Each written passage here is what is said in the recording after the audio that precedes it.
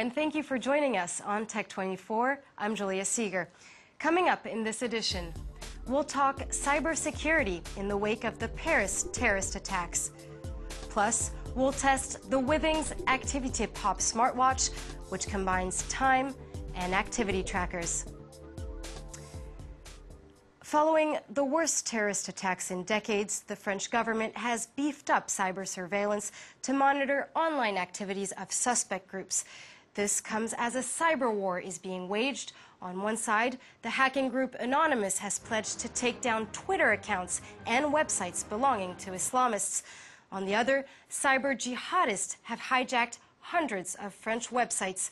Aurore Dupuis has the story. They're dubbed cyber jihadists. Their aim, flood French websites with propaganda. Here the hackers wrote, "I am Muslim and I'm not Charlie." Some also refer to the Islamic State organization. They've taken control of thousands of websites and modified their content. 3 official pages for the city of Biarritz were hacked. Authorities in southwestern France insist no data was stolen and things quickly came back to normal. Biarritz was not a specific target. Obviously, this is a general cyber attack with a huge number of hackers who've acted against many websites.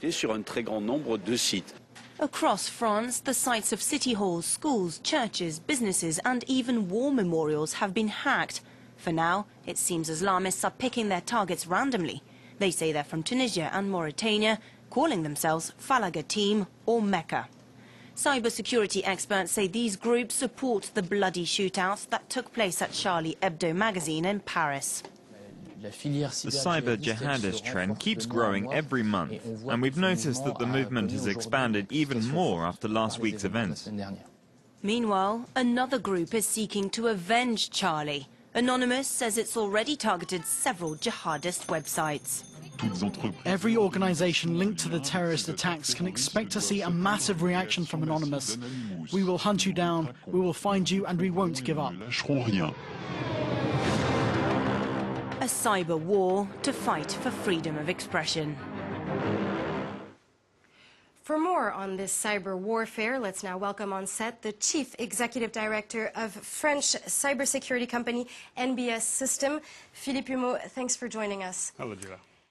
First, on the French government's actions, some critics say that cyber policing isn't effective in fighting terrorism, but at the same time, we know that terror cells use social media networks to recruit jihadists here in Europe. So what's the solution? It's very complicated. We have a lot of people. I mean, now the entry level is so low that a lot of people can take part in these attacks. So first of all, the population exploded. On the other end, the communication channel they have exploded as well with social media, websites, forum, everything. And on top, you can cover your tracks and you can go anonymous online with technology like booters, proxies, VPNs. So altogether, it's a very complicated thing to do. That said, we know for sure that government is working on it and our secret services are very efficient at tracking those guys down. And what should we make of these latest attacks, these cyber jihadist attacks on French official websites? What techniques were used and should we be worried about them? Well, first of all, we've got to assess the threat. You're right. I mean, it's no high-level hacking that were made. It's pretty low-tech, simple, easy. You can just download some custom Linux images and run it from your home. It's not actually very complicated. And most of the guys that are doing this have a pretty low level. There are still like 1% of them being really nasty dudes and very well-equipped technicians, and they know their deal. But most of them, the vast majority, is very simple attacks. So when I see the sites you were naming, they were probably very old, Drupal, Joomla, WordPress, you know, those techniques, those technologies that power the sites behind, they're called CMS. Those CMS are very vulnerable most of the time, and they are not always maintained, kept up to date. So it's pretty easy to breach into those sites. I mean, someone like even a 40-year-old guy with basic tools, he can definitely do it. What about the campaign launched by the Anonymous? Is it helping to unfold terrorist plots, or is it complicating the situation for secret services? Well, actually the web globally is in DEFCON 1, you know. So on one end we have the Anonymous, which gather a lot of people that are taking action. On the other end, there's a lot of people counteracting and trying to breach into websites. So altogether, they are bringing the web and the internet activity in terms of security now to an unknown level so far.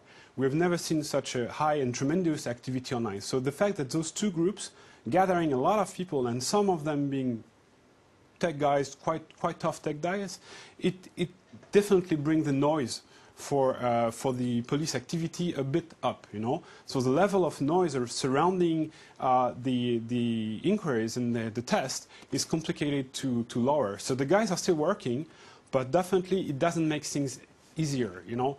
They have to sort out what is an attack from Anonymous, what is an attack from jihadist group, and sometimes they've been infiltrated in forums or social networks for a while, and all of a sudden those sites are taken down by Anonymous. So, you know, sometimes it can compromise weeks of work on their site. So it's not easy, and definitely we are facing something new here, a turn of the time regarding internet activity and cyber terrorism and cyber activity in a global way.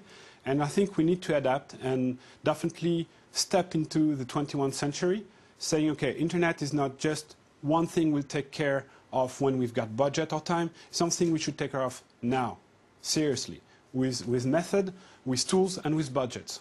Thank you so much, Philippe Humeau, the Chief Executive Director of NBS System. Moving on now to Test 24.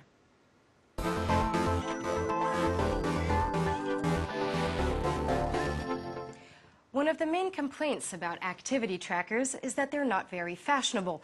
Well, it seems like French company Withings is trying to change that with the Activité Pop Watch. To talk about it, let's welcome our in-house expert, Dan and Jay Kalakar. Dan, can you tell us more about this wearable? It's dubbed the new face of activity tracking. Why is that? Well, Julia, the highlight of this Withings Activity Pop is that it brings style to fitness gadgets or tracking devices. There are so many of them in the market, but there's a complaint is that they're not stylish enough. But this is a very elegant, very simple watch that Withings has introduced.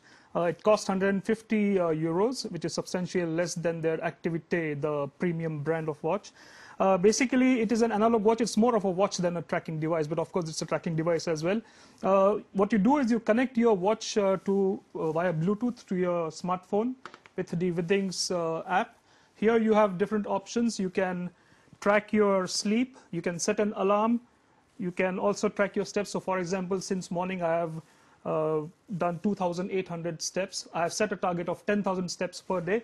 And the interesting part is on the watch itself, this inner dial, it tells you how much the level of your achievement of the target. So, for example, it will show the inner dial that I am at around 25%.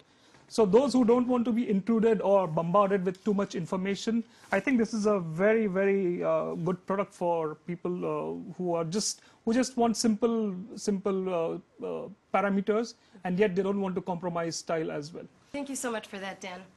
Well, that's all we have time for. Thanks for tuning in to another edition of Tech 24. You can get in touch with us on Facebook or on Twitter. Our hashtag is Tech24.